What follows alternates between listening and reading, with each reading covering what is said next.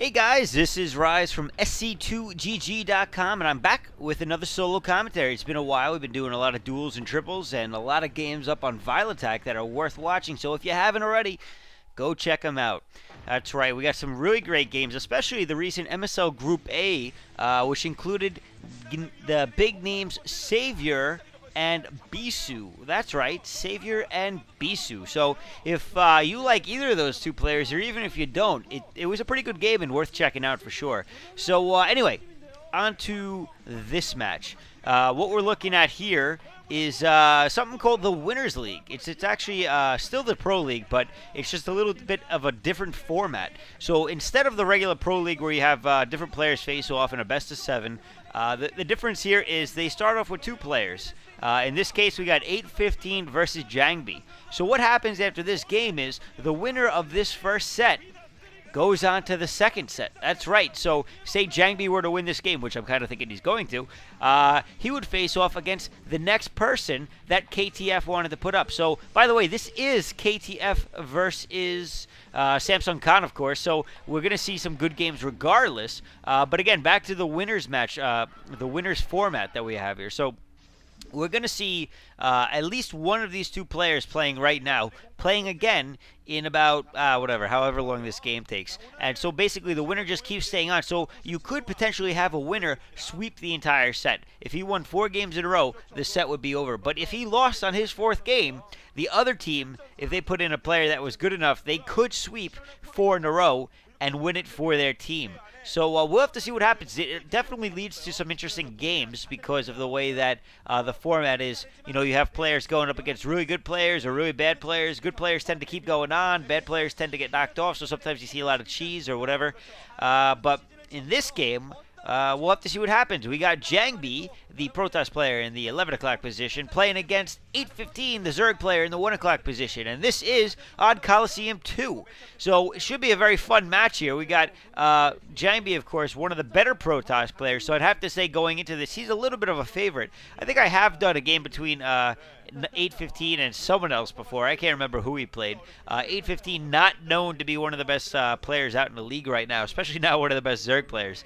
Well, not one of the best players, period. I think he's pretty low in the totem pole in terms of rankings, be it Kespa, Pro League, or otherwise. So we'll have to see what he can do against a player like Jangbi on a map like Colloseum. We saw actually Savior play best on this map in the very recent past, maybe a couple of weeks ago, and I'm going to spoil it, though, now. It's been out long enough where I don't really care.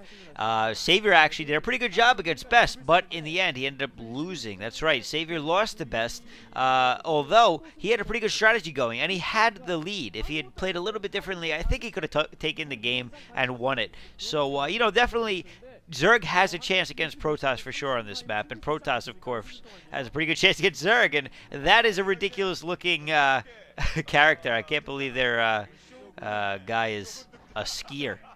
Do they even have snow in Korea? I don't know. Whatever. I've never been there, so I'm guessing they do. I'm sure they get some snow, but I thought it was kind of moderate temperatures there. Anyway, it looks like 8-15 has scouted Jangbi in the 11 o'clock position. Jangbi, of course, has scouted 8-15 as well.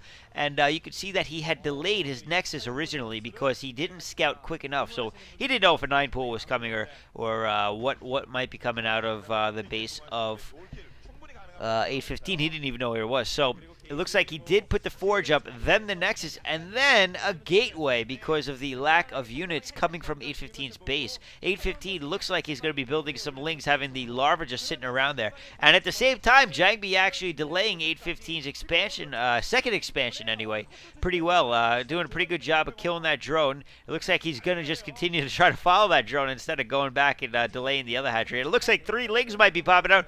No! Fake out!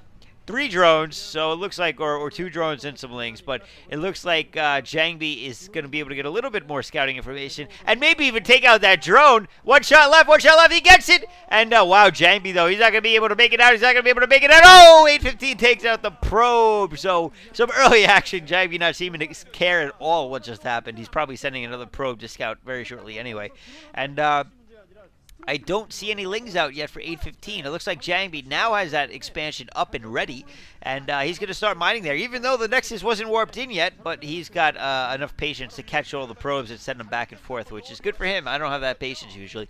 One cannon is now out of the base for Jangbi. He's going to be able to defend pretty much anything because Zealots will be popping out very shortly, so he'll have no problem defending that. A lair is going up as well for 815, so we're going to see 3 hatch something or other. It's a good chance that we're going to see that 5 hatch build that we've been seeing very often, Spire into Hydralisk Den, 5 hatch Hydra something build. You know, it's actually, there's a lot of deviations once you get that. Ooh, that girl's kind of cute.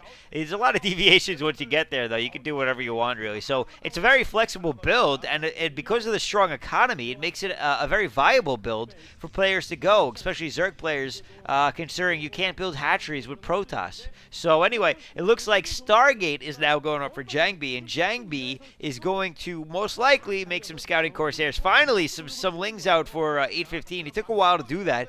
Generally, in this build, you see a ton of economy going up. Ooh, Zealot out to do some harassment.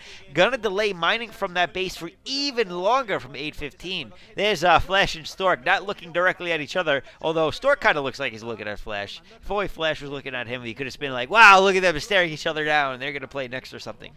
No, that wasn't going to happen. Anyway, you know, it's possible that neither of those players will even play in these matches, considering the fact that this is the winner's format, so we'll have to see how that works. Spire going down in a very interesting position for 815. He's using the creep at the bottom right area. Wow, that's weird, man. I got to say, it's a little ballsy, because there's a potential, hey, Fireman Hero, how you doing, man? Yo, I think that's Luxury on the left. Yeah, it is. They're smiling at each other. Blow kisses. Do it.